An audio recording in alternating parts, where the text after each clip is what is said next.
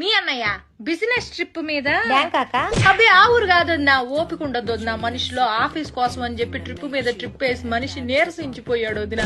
అందుకే ఈ దేశంలోనే అదేదో ఊరమ్మా గోవా వెళ్తున్నాడు ఈ మధ్యన. ఆ ఊరు కంటే ఈ ఊరు ప్రయాణం సులువుట చిటుక్కుమంటూ వెళ్తాడు వదిన. లగేజీ కూడా పెద్దగా ఏం ఉండదు వదిన.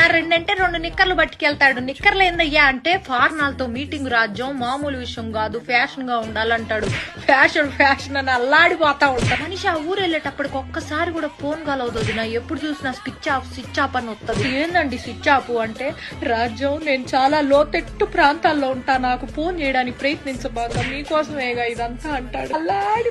ఎప్పుడైనా ఫోన్ సిగ్నల్ దొరికి ఏం చేస్తున్నా అయ్యా అంటే మందు వేసుకుంటున్నా రాజ్యం అంటాడు. ఓరి మందు కాదయ్యా మందులు వేసుకుంటున్నా అనాలి. పని ధ్యాసలో పడితే ఈ మనిషి ఏం మాట్లాడతాడో తెలియదు, అల్లాడిపోతా ఉంటాడు. నువ్వు నా మొదటి పెళ్ళానివి, నా రెండో పెళ్ళంతో నేనున్నాను ఇప్పుడు గోవాలో అన్నాడు. బీపీ డౌన్ అయిపోయింది వదిన నాకు.